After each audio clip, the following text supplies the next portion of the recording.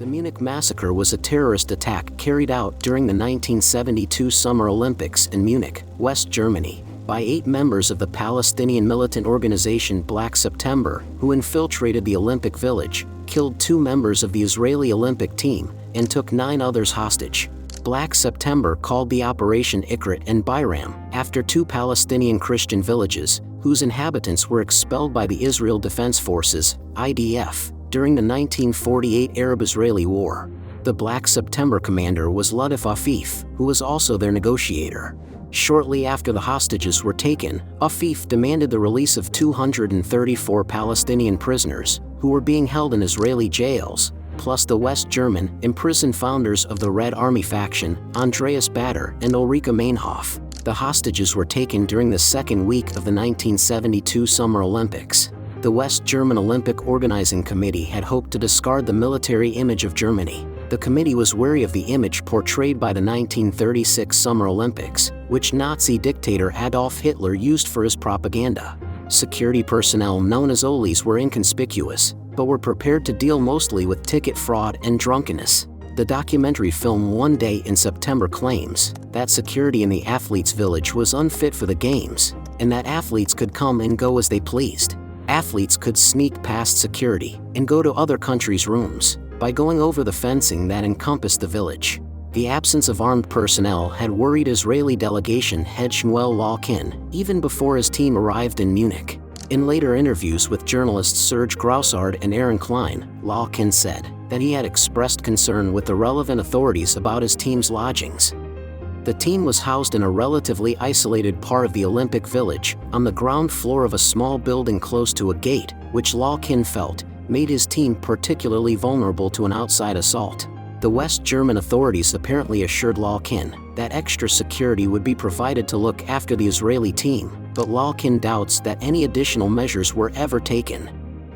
Olympic organizers asked West German forensic psychologist George Sieber to create 26 terrorism scenarios to aid the organizers in planning security. His Situation 21 accurately forecast armed Palestinians invading the Israeli delegation's quarters, killing and taking hostages, and demanding Israel's release of prisoners in a plane to leave West Germany.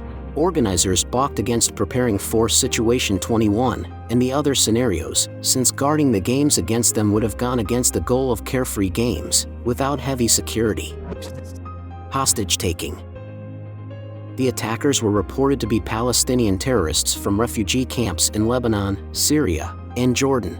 They were identified as Luttif Afif, using the codename Isa, the leader. 3 of Isa's brothers were also reportedly members of Black September, 2 of them in Israeli jails, his deputy Yusuf Nazal, Tony, and junior members Afif Ahmed Hamid, Paulo, Khalid Jawad, Sulla, Ahmed Sheikh, Abu Hala, Mohammed Safadi, Badran, Adnan al-Ghashi, Denai, and al-Ghashi's cousin, Jamal al-Ghashi, Samir.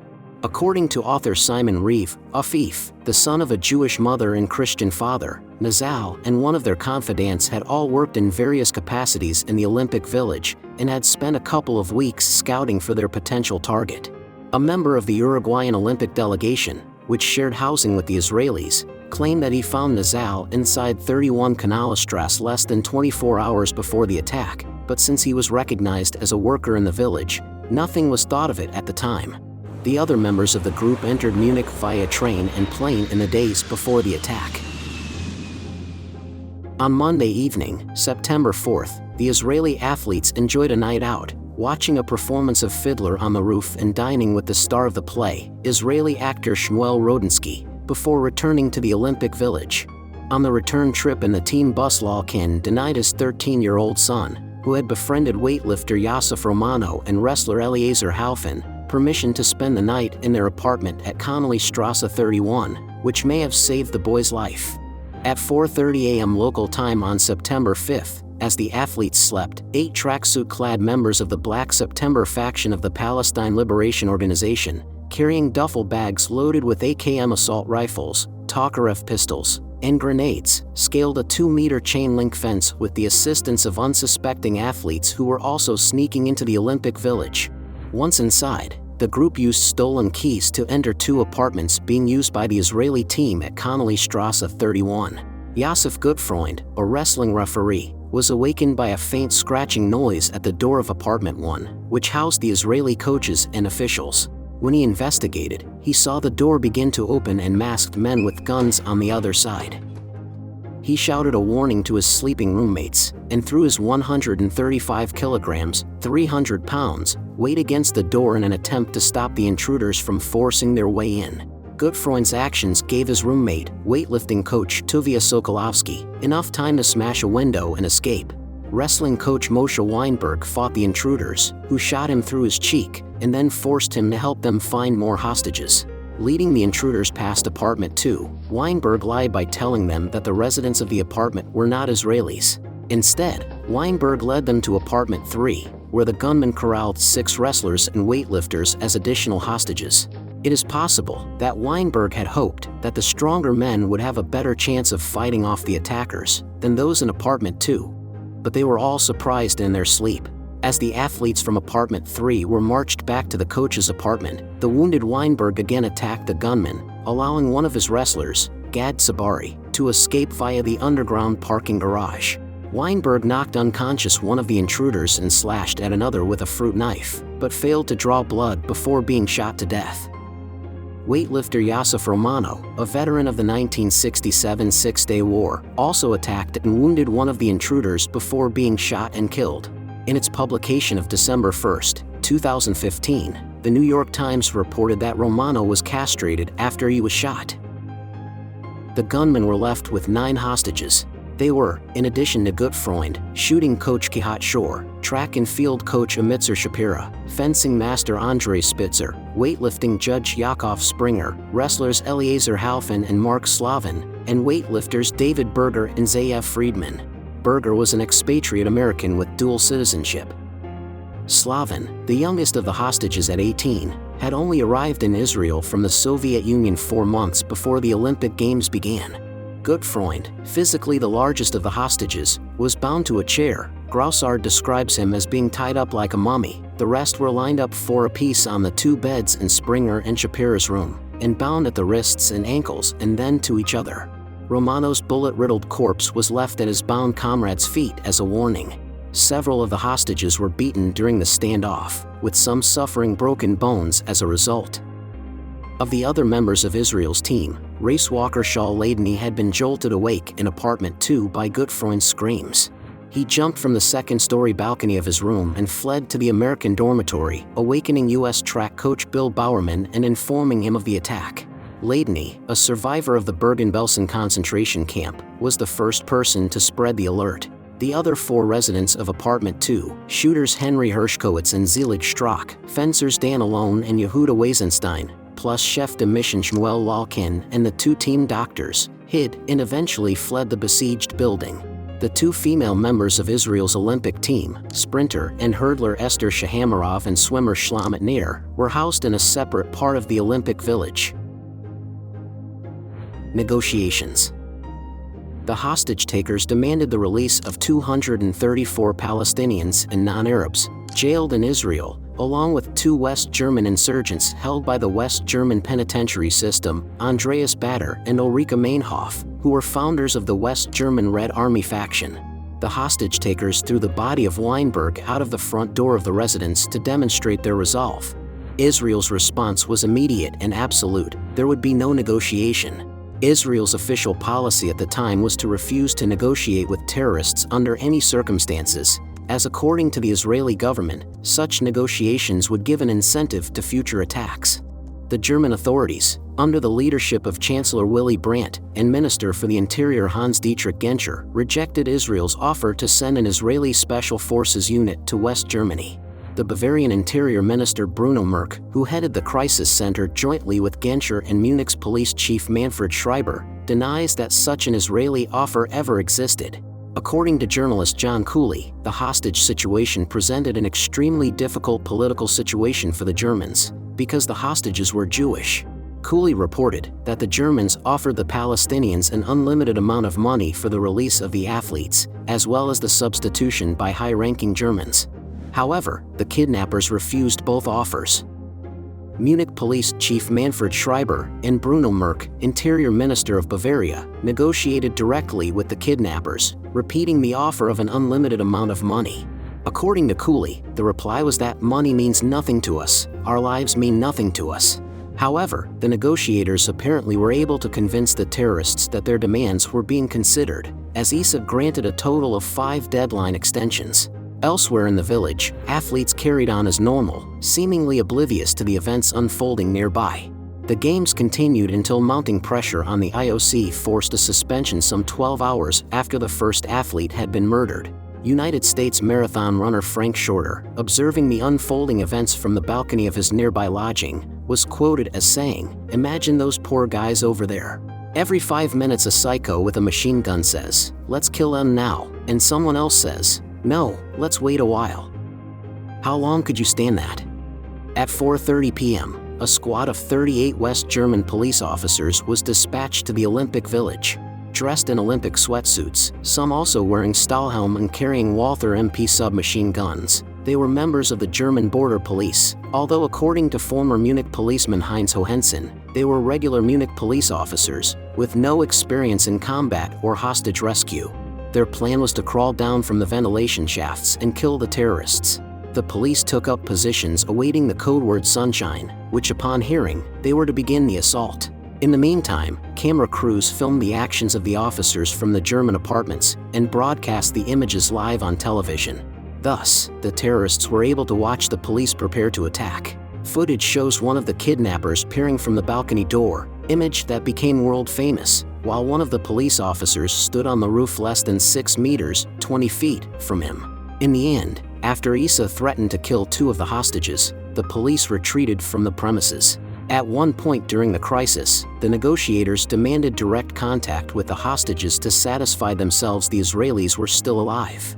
Fencing coach Andreas Spitzer, who spoke fluent German, and shooting coach Kehat Shor, the senior member of the Israeli delegation, had a brief conversation with West German officials while standing at the second-floor window of the besieged building, with 2 kidnappers holding guns on them.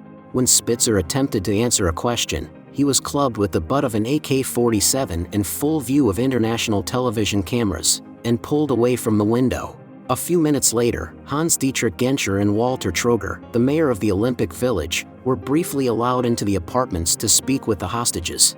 Troger spoke of being very moved by the dignity with which the Israelis held themselves, and that they seemed resigned to their fate. Troger noticed that several of the hostages, especially Gutfreund, showed signs of having suffered physical abuse at the hands of the kidnappers, and that David Berger had been shot in his left shoulder. While being debriefed by the crisis team, Genscher and Troger told them that they had seen 4 or 5 attackers inside the apartment. Fatefully, these numbers were accepted as definitive. Failed rescue. The original West German plan was to offer to transport the terrorists and the hostages by plane to Cairo.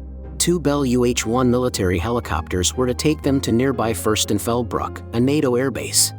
Initially, the perpetrators' plan was to go to Riem, which was the international airport near Munich at the time, but the negotiators convinced them that Fürstenfeldbruck would be more practical. Realizing that the Palestinians and Israelis had to walk 200 meters through the underground garages to reach the helicopters, the West German police saw another opportunity to ambush the perpetrators and placed sharpshooters there. But Issa insisted on checking the route first. He and some other Palestinians walked pointing their AK-47s at Schreiber, Troger, and Genscher. At that time, the police snipers were lying behind cars in the side streets, and when the group approached they crawled away, making noise in the process. Thus the terrorists were immediately alerted of the dangerous presence, and they decided to use a bus instead of walking. The bus arrived at 10 p.m. and drove the contingent to the helicopters. 5 West German policemen were deployed around the airport in sniper roles, 3 on the roof of the control tower, 1 hidden behind a service truck, and 1 behind a small signal tower at ground level. However, none of them had any special sniper training, nor any special weapon, being equipped with the Hand KG-3, the ordinary battle rifle of the German armed forces without optics or night vision devices. The officers were selected because they shot competitively on weekends. During a subsequent German investigation, an officer identified as Sniper Number 2 stated, "I am of the opinion that I am not a sharpshooter. A Boeing 727 jet was positioned on the tarmac with 16 West German police inside dressed as flight crew. The plan was that the West Germans would overpower them as they boarded, giving the snipers a chance to kill the remaining terrorists at the helicopters. Failure. At the last minute, as the helicopters were arriving at Fürstenfeldbruck, the West German police aboard the airplane decided it was too dangerous and voted to abandon their mission, without consulting the Central Command. This left only the 5 sharpshooters to try to overpower a larger and more heavily armed group.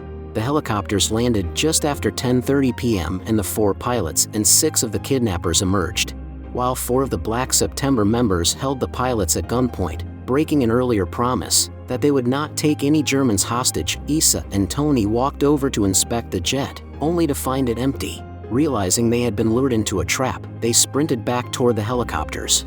As they ran past the control tower, Sniper 3 took one last opportunity to eliminate Isa, which would have left the group leaderless. However, due to the poor lighting, he struggled to see his target and missed, hitting Tony in the thigh instead. Meanwhile, the West German authorities gave the order for snipers positioned nearby to open fire, which occurred around 11 p.m. In the ensuing chaos, Ahmed Sheikh and Afif Ahmed Hamid, the 2 kidnappers holding the helicopter pilots, were killed while the remaining gunmen scrambled to safety, returning fire from behind and beneath the helicopters, out of the snipers' line of sight, shooting out many of the airport lights. A West German policeman in the control tower, Anton Fliegerbauer, was killed by the gunfire. The helicopter pilots fled. The hostages, tied up inside the crafts, could not. During the gun battle, the hostages secretly worked on loosening their bonds, and teeth marks were found on some of the ropes after the gunfire had ended.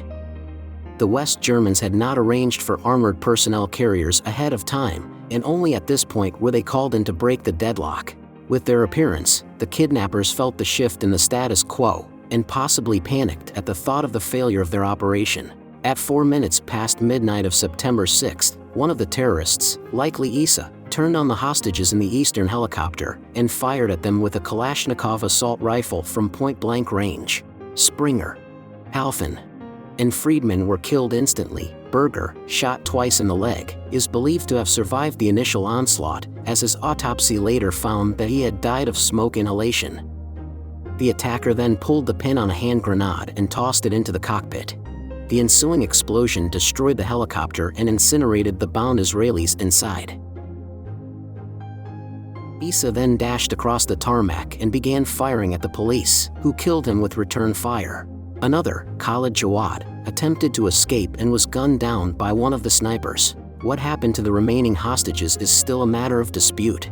A German police investigation indicated that one of their snipers and a few of the hostages may have been shot inadvertently by the police. 3 of the remaining terrorists lay on the ground, one of them feigning death, and were captured by police. Jamal al-Ghashi had been shot through his right wrist, and Mohammed Safadi had sustained a flesh wound to his leg. Adnan al-Ghashi had escaped injury completely. Yusuf Nazal, Tony, escaped the scene, but was tracked down with police dogs 40 minutes later in an airbase parking lot. Cornered and bombarded with tear gas, he was shot dead after a brief gunfight. By around 1:30 a.m. on September 6th, the battle was over. On September 5th, Golda Meir, Prime Minister of Israel, appealed to other countries to save our citizens and condemn the unspeakable criminal acts committed. She also stated, if we, Israel, should give in, then no Israeli anywhere in the world shall feel that his life is safe. It's blackmail of the worst kind. Meir and the Israeli Defense Committee secretly authorized Mossad to track down and kill those allegedly responsible for the Munich massacre. Simon Reeve writes that the Israeli operations continued for more than 20 years.